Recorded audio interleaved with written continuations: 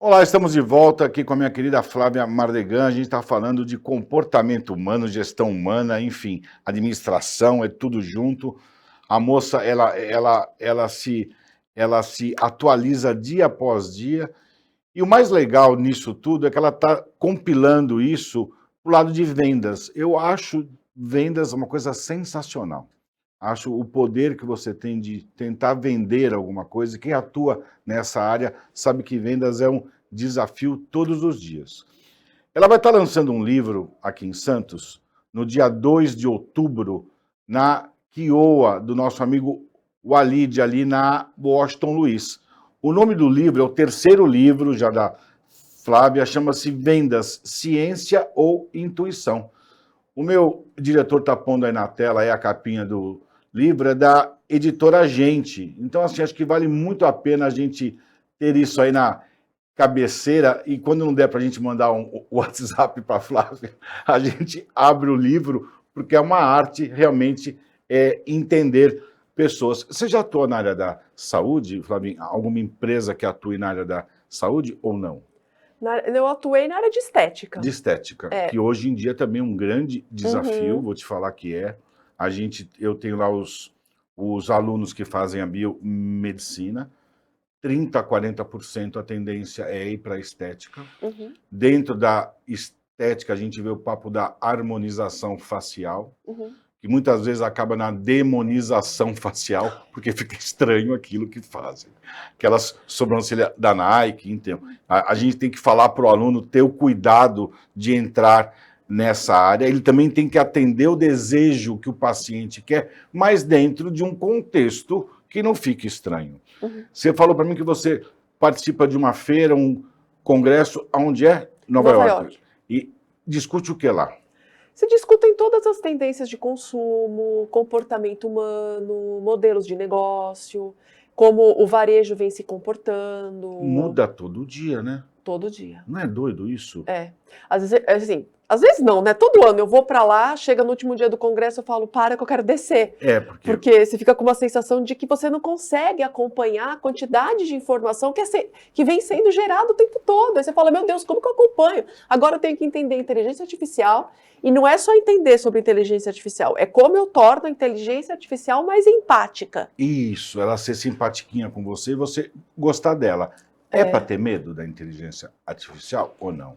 Eu acho que não é para ter medo se a gente pensar nela como um substituto do ser humano. Não vai substituir nunca. Nunca. Nunca. Em sentimento nunca também.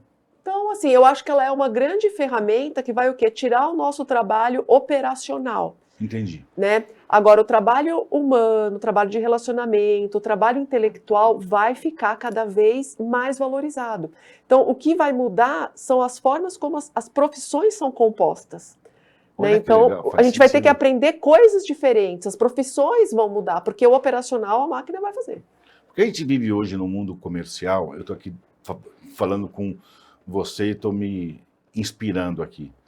A gente hoje tem a maior empresa que vende comida, não frita um ovo. A maior transportadora de pessoas não tem um carro. Isso. Não é doido isso? E aí você começa a ver qual é a tendência, o que mais vai acontecer. Então, assim, você acha que vai acontecer o quê? Qual é a próxima tendência que vem aí? A nível mundial, vai. Mas tendência em relação a consumo mesmo. Hoje em dia, a gente compra quanto pela internet, quanto na loja física. Loja física vai acabar? Jamais.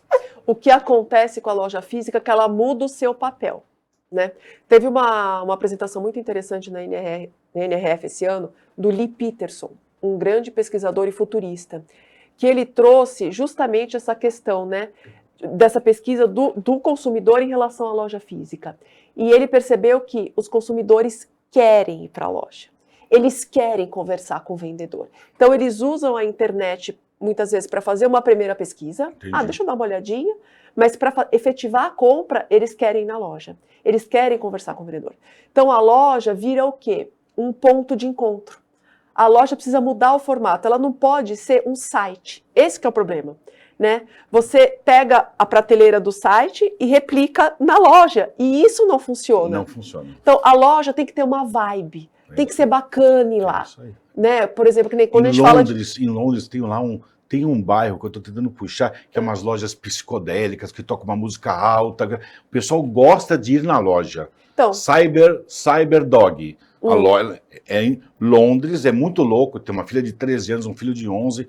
Vai para Londres, pai, vamos na Cyberdog. Compra pela internet. Não, o negócio é ir lá, sentir o clima da loja. Eu acho que isso é uma tendência. É a experiência, né? Então, na verdade, a Isso. loja não pode ser uma prateleira. Isso aí. É isso Ela aí. tem que criar uma experiência. Então, tem lojas que viraram, por exemplo, ponto de coletas de doação. Isso aí. Tem marcas fazendo grandes collabs, que é o quê? Por exemplo, eu ter um produto de uma marca sendo trabalhado pela outra, em parcerias, né? Então, tênis exemplo. trabalhando moda Isso. junto, Swarovski trabalhando moda. Então, Sim. você vê o produto da Swarovski, nós estou enrolando a língua, né? Isso. Na moda, sendo Aham. aplicado na moda. Certo. Então, essas collabs têm acontecido muito. Eu acho que a tendência é exatamente essa.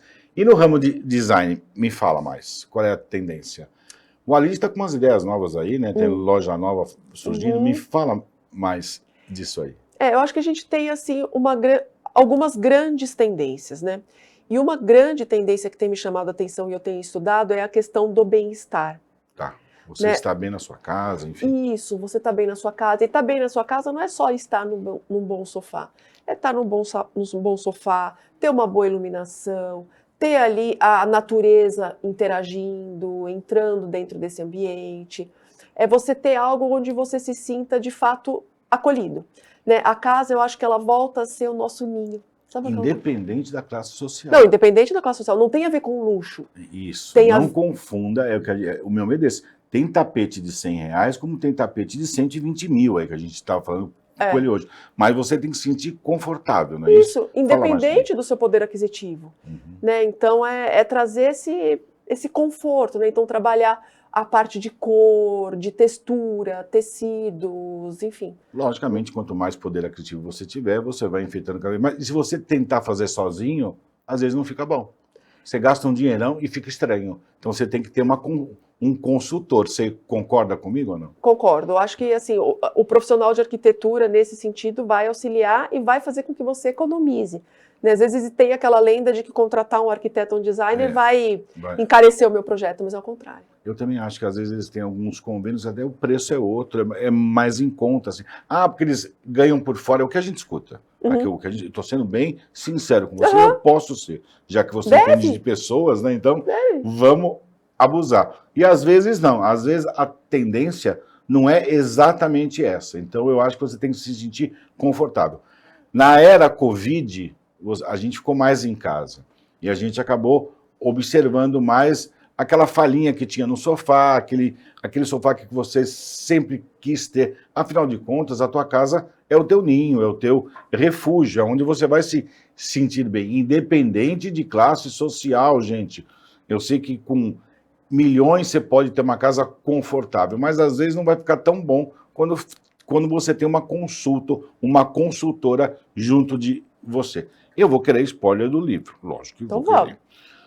O título do livro é Vendas, Ciência ou Intuição? É ciência ou é intuição? É ciência. Mas não tem intuição, nem um pouquinho. Não, tem feeling. Então. Tem feeling. Ciência mais intuição não é igual a feeling? Não sei, assim... Então, vamos lá? Vamos lá, assim, porque o que eu acredito, né? Esse livro, ele é fruto de 28 anos de pesquisa. Sim. Né? Então, onde eu fui entender, porque como eu não vim de uma família de área comercial, e eu quis trabalhar na área comercial, então, assim, a minha base era o esporte, né, que eu era jogadora de basquete, né, e a engenharia civil da edificações da ciência ali, né, do técnico. Eu falava, não, gente, não é possível. Eu comecei a trabalhar, eu falei, não, isso aqui não pode ser intuição. Isso aqui não pode ser aquela coisa vendedor nasceu pronto. Eu quero trabalhar com vendas e eu vou aprender, independente se eu nasci pronto ou não nasci. Né? E eu fui entendendo que todo o processo comercial existe uma lógica. Então, vendas, na verdade, ela é um misto de intuição e ciência, mas ela é estratégia. Né? Então, eu preciso entender como que esse ser humano decide. Então, qual que é o grande desafio? É que muitas vezes, por exemplo, falando de arquitetura, um profissional, ele vai conversar com o ambiente, em vez de conversar com a pessoa. Que nem eu falo, o vendedor chega assim para mim, ou um arquiteto chega para mim e fala, Flá, peguei um projetão. Eu falei, nossa, que bacana, quem é a pessoa do projetão? Porque eu quero saber quem é a pessoa que está ali. Porque é para ela que eu vou projetar, é para ela que eu vou vender, é essa pessoa que eu tenho que entender. Então, o meu livro ajuda a organizar um modo de pensar em vendas. Eu falo, a gente trabalha muito essa inteligência comercial. A gente tem inteligência emocional, inteligência espiritual. Artificial agora e agora artificial, a comercial. E eu trabalho muito essa inteligência comercial, de entender que, assim, a gente precisa trabalhar a emoção do cliente, né? A base da minha metodologia é empatia, não trabalho com técnica manipulativa, mas eu, como vendedor, preciso estar consciente do que eu estou fazendo, eu não posso me misturar com a emoção do cliente. Então, essa é o grande X do livro, né? Entender como esse cliente decide e como eu estruturo todo o trabalho de um vendedor que é intuitivo, que nasceu, que aprendeu a vender, que vai trabalhando sem muita ordem na cabeça, né? O vendedor é um ser criativo, né? Ele não é muito organizado. E aí a gente organiza.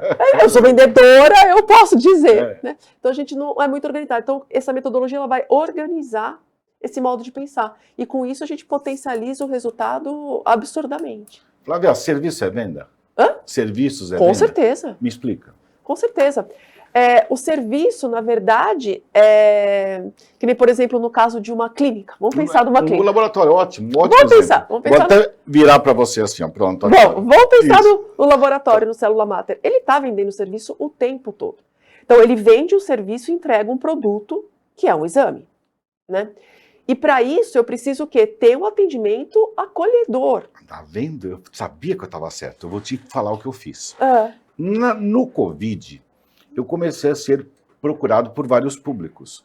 Então, eu abri o Célula Mater Kids, que eu atendo só criança. O Célula Mater Viva, que atende acima de 70 anos, criando aquele ambiente mais acolhedor, e tem um cafezinho, e tem um chazinho. Célula Mater Ela, para atender somente mulheres. Célula Mater Prime, o público AAA, para não precisar subir a serra. Eu fiz essa tendência há 4 anos atrás, e eu tento hoje manter essa linha de serviço diferenciado para poder atender vários públicos. Resumindo, serviço também é venda. Claro que é venda, é o tempo todo. E eu preciso o quê? Entender muito bem quem é o meu cliente. Exatamente. Porque uma coisa é desenhar uma experiência para uma criança, uma coisa é desenhar uma experiência para um idoso. Exatamente. E eu preciso treinar a minha equipe para atender uma criança e um idoso. Sensacional. Mesma coisa o AAA, né? Eu vou querer esse livro. Ótimo, vai estar nas livrarias agora, comecinho de setembro. Parabéns, assim, ó, apaixonante. Você é uma pessoa assim iluminada, muito legal de você vir aqui para Santos. Dia 2 de outubro, tô lá com meu amigo na Caioa, meu lançamento do livro da Flávia, Venda, Ciência ou Intuição. Flávia, obrigado por você ter vindo. Passou muito rápido, você vai ter que voltar para falar mais desse assunto, mas eu tô lá no lançamento. Para mim é um grande prazer. Obrigado. Estou muito feliz de estar aqui. Foi uma muito delícia. Legal. Foi show, foi show. Passou assim, fluiu muito bem. Uma delícia. Muito obrigada pelo convite. Obrigado você. Um grande beijo para você. Hoje foi esse papo super legal com a Flávia Mardegan e o assunto é maravilhoso. Se você perdeu no meio, vai lá no YouTube, que a gente está no YouTube também. Um grande beijo, até semana que vem. Tchau, tchau.